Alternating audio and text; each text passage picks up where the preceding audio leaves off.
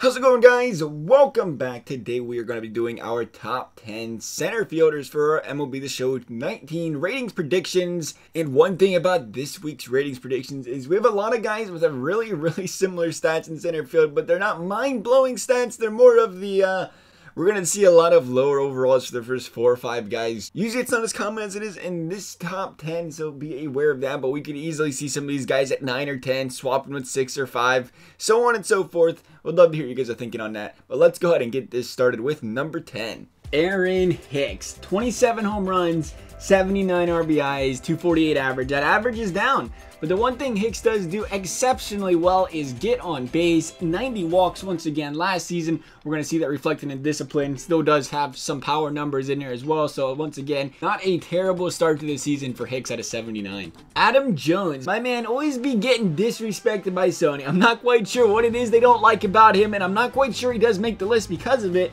But compared to some of these other guys, I do think he should be making a list. He did bat 281 last season. He did have 15 home runs. He did have 63 RBIs. The one thing that is different from Jones to a lot of these center fielders, I guess, is they will get a lot better fielding ratings. They'll get a lot better base running ratings. A lot of those center fielders are normally your faster players on a team.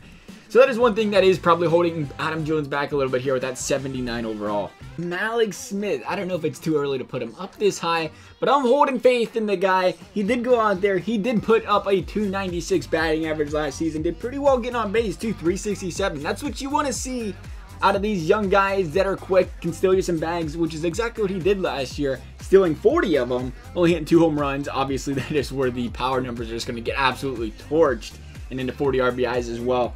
But otherwise, pretty solid season out of Smith. I think we do see, because of those speed numbers, because he does have some plate discipline and some contact ability, he's going to find his way up there. Number 7 is Cody Bellinger, 25 bombs, 76 RBIs, a 260 batting average. I think a lot of us were expecting him to kind of grow from that first year, from that 267 to go forwards. But he seems to have went backwards a little bit. A little sophomore slump never hurt no one. No, he can come back this year and be the stud we all expect. But for right now, he's got to prove it, and that is why we're keeping Bellinger at that 80 overall. Number 6 is AJ Pollock. Pollock's had all the potential in the world to be that 30 home run, 100 RBI guy, and he's been on pace for it multiple times.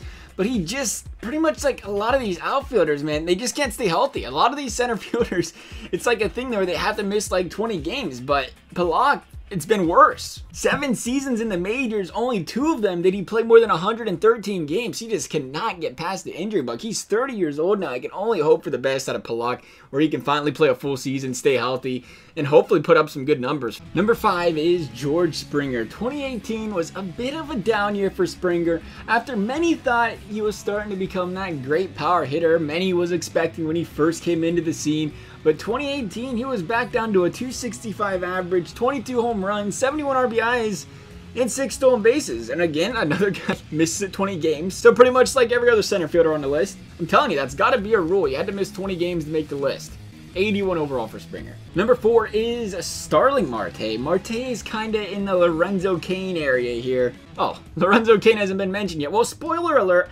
But what I'm getting at here, he doesn't get on base a lot, but he did hit 20 home runs last year. He did have 71 RBIs, but he did only see that 277 average, and he did kind of get thrown out 14 times. That is not something you normally want to lead the lead in and be too proud of. Nonetheless, Starling Marte is still a very solid center fielder. We're going to give him an 82 overall. Number 3 is indeed Lorenzo Cain. Lorenzo Cain puts up those very meh type power numbers. We did hint at it with Starling Marte, but that's not Lorenzo Cain's job. That's not what he's known for. He's known for getting on base. He's known for stealing bases, and something he did very well last season. Better than he did in 2017 with that 308 batting average, at 395 on base percentage, and stealing 30 bags. And I was a little bit shocked when I seen this one, but he did finish 7th in the MVP voting, which, again, a little surprising, but I love seeing that MVP voters are not just looking straight at the power numbers and saying, no, you can't make it. They actually look deeper into that. They appreciated Lorenzo Cain's ability in the field. They appreciated his ability to get on base. You gotta love it. Glad to see Lorenzo Cain got the respect. Still, we're only gonna give him, after talking him up like that, an 82 overall.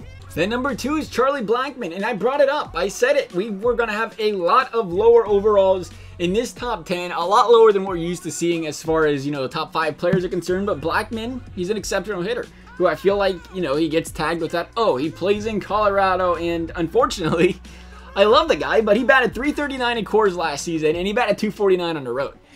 I can't defend it. And I know for a fact that SDS loves considering that when they look at these Colorado players. They do it year in and year out, and it's hard not to look past that, and it's hard to say he's going to get much higher than an 83 overall, especially when you look 2017, he hit 37 bombs at 104 RBIs, he batted 331, but then you go to 2018 and he hits 29 home runs, 70 RBIs, only bats 291. I mean, it's still a very solid stat line, but you got to say he's got to have a little bit of regression there, am I right? For that, we're saying he's getting downgraded to an 83 overall. Then finally, number 1, to nobody's surprise probably at all, and that is Mike Trout. Trout has been widely agreed upon as the best player in baseball now for a few years, and I mean, if you really want to be picky about Mike Trout, he did only have 79 RBIs in, what, 2 straight seasons now, right around that area, but, you know, that's partially due to the fact that he bats higher in the lineup. But if we were to go down that route, we'd have to talk about, you know, he only had 79 RBIs, but we'd also have to talk about how he was on pace to hit 50 home runs in 2017, 45 in 2018 if he didn't get injured. Like I said, it was a rule. You had to be injured for 20 games to make the list. Mike Trout tried to do his best to follow those rules. The biggest concern here, most likely for a lot of people, is they're going to look at that Mike Trout rating and say 93 overall. What's that? 93 overall is the exact rating Mike Trout had going into MLB The Show 18, and that is why I stress so much. You have to realize overalls, for the most part, usually, unless something changes this year, always start a lot lower, and then, you know, the farther we get down the road, the more they start to upgrade them to the 95, the 99. Rest assured, Mike Trout will be the first one to a 99, I'm sure. Otherwise, that is our top 10 center fielder predictions for the week. Let me know what you guys are thinking. Let me know if you guys had a different order. I'm sure you did. Love to hear them. Thank you guys for watching. We'll see you next time.